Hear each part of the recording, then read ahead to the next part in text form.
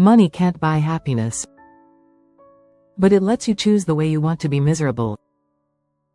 The phrase, money can't buy happiness, has been a long-standing aphorism that seeks to highlight the limitations of wealth.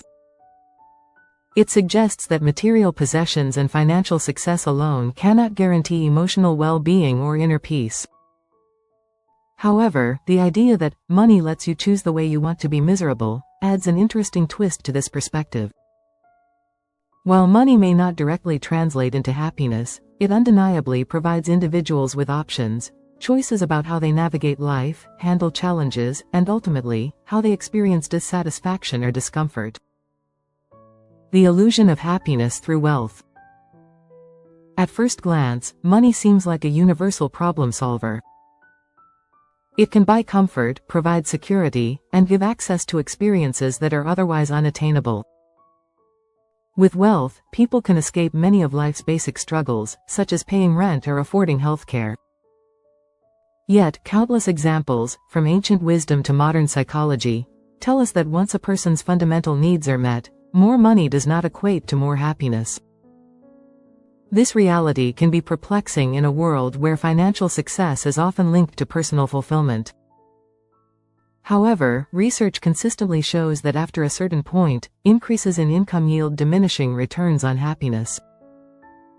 This threshold, often cited as a comfortable middle-class income, meets basic needs and provides some luxuries, but beyond it, the quest for more money tends to add stress rather than joy. This is where the aphorism, "money lets you choose how to be miserable," enters the picture. Money cannot eliminate misery, but it allows you to curate the form of misery you experience. Choosing your misery, the power of money and freedom. With wealth, you gain the ability to make decisions about the challenges and problems you face.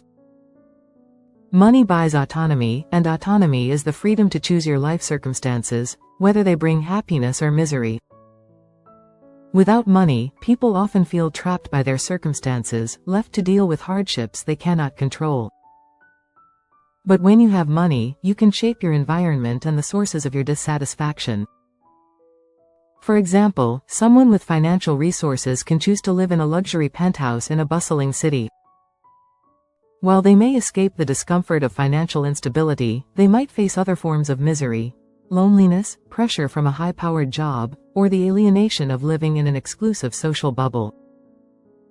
Similarly, a wealthy individual may decide to purchase an estate in the countryside for peace and quiet, only to experience isolation, boredom, or a lack of fulfillment in the absence of human connection and social activities. In both cases, money allows the individual to decide which aspects of life they want to prioritize and which sacrifices they are willing to make.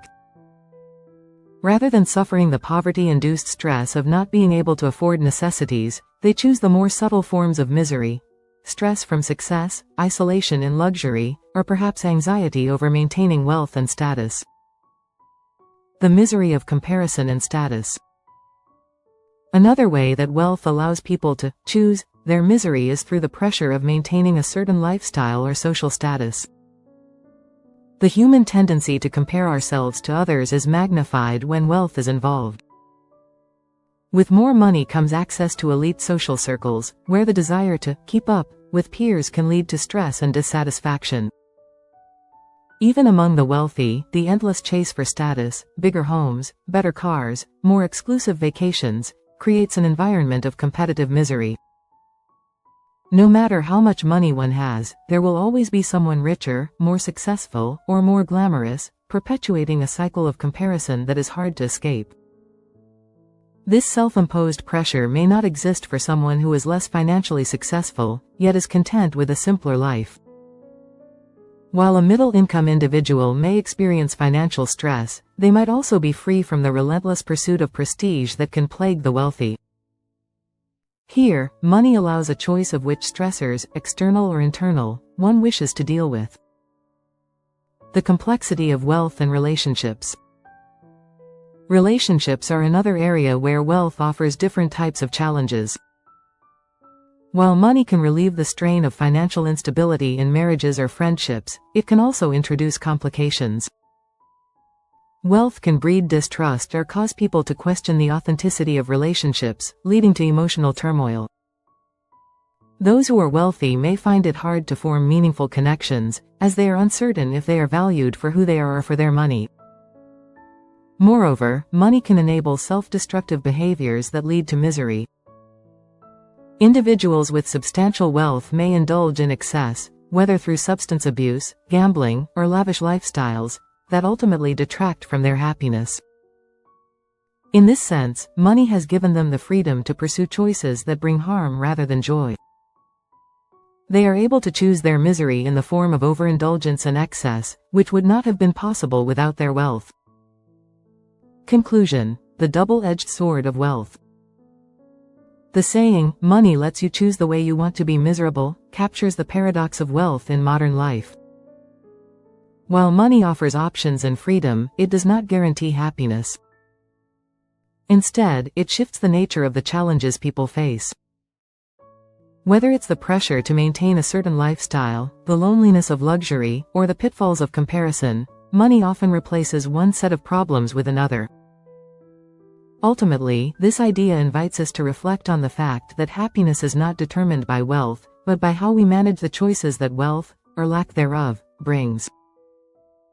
The key is to acknowledge that money, while powerful, cannot eliminate the inherent difficulties of life. It can simply give us more control over which difficulties we experience. In this light, the real question becomes not whether money can buy happiness, but what kind of misery we are willing to tolerate in its pursuit. Thanks to an anonymous internet poster for the title phrase. Thanks for watching. Please like, share and subscribe, and comment below if you agree or would like to add your thoughts.